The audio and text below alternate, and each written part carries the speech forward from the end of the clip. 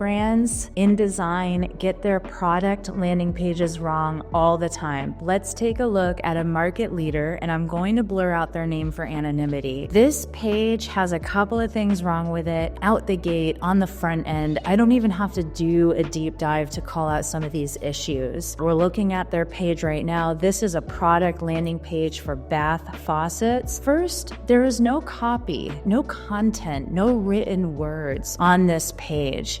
There's no body text, right? The only text is going to be these short, tiny snippets, which, Google, first of all, doesn't really know what this word means, right? There's no keywords involved really in these snippets either. But most importantly, there's not enough content on this page. So Google has really no idea what this page is about. So that's number one. Number two is that this page has endless scrolling. So if I scroll and I continue to scroll and I continue to scroll, more and more products are going to populate. So it doesn't have pagination. So pagination is when you can go from page 1 to page 2 to page 3. Google really likes pagination. It allows you to have more pages about that topic. It allows them to crawl things more effectively. It doesn't really like endless scroll on websites. So I would definitely recommend taking that off. Third is that this page has 11 H1 tags. H1 tags stand for header tags. Google reads every individual page on your website from the top down as if it were a college essay, with your H1 tag being your main title, your main parent topic, and then all of those H2s, H3s kind of flow down into subtopics of that main topic. This page actually has 11 H1 tags, which typically tells us that whoever's managing the website is using header tags as a way to style the font and the text size of the site and of the page, which is incorrect. Header tags do most often need to be custom coded within a page. So that is causing Google to be hella confused. Again, there should only be one H1 tag. So Google is getting all these mixed signals about what this page is about. So let's take a look at how this is impacting this market leader in bath plumbing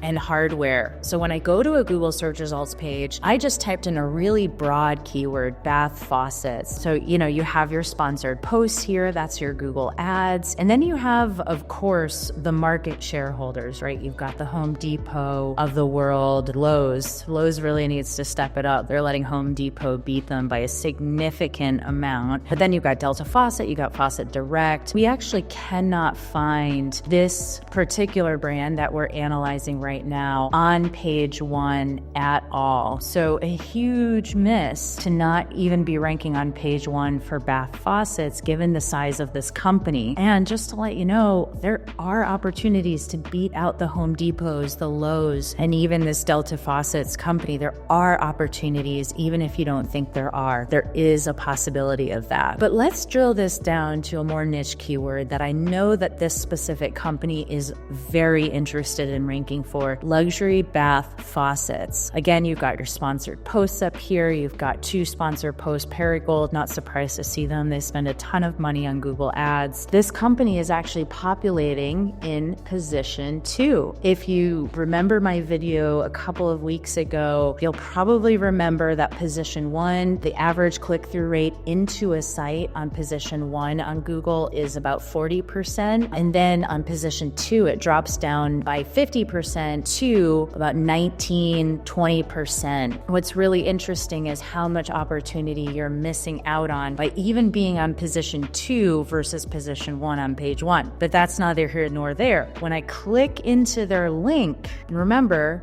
the search was for luxury bath faucets. That is a middle of the funnel keyword. It is not top of the funnel. I know what I want. I know what kind of product I want. I need to build out my short list of brands, right? When I click on that link, it takes me to the home page of the company. That's a huge miss. Huge miss. I don't want to see stone bathtubs and sinks. I don't want to have to find the bath faucets. I already searched for bath faucets in Google. I want to be taken to the product product landing pages so I can browse products. And trust me, other users do too. So for that middle of the funnel keyword, you have the user intent. It's middle of the funnel. We're driving interest to the specific products. We want our brand to be chosen out of the other brands. So the user intent going to the homepage is not matched. It's not aligned. What happens is typically this is less conversions coming from that keyword and coming from product landing pages than this company could be driving. Less conversions means a lower conversion rate, which means substantially less profit margin. The other thing that could be causing this to happen, or could be making this an even deeper problem, I should say, is cannibalization could be going on here. Cannibalization is a very serious problem. I talked to a prospect earlier this year who lost $800,000 in net profit, not revenue, net profit, about $2 million in revenue from a cannibalization issue. So those types of things need to be taken seriously. Hopefully this company can start to fix these and really start to leverage SEO in a much better way.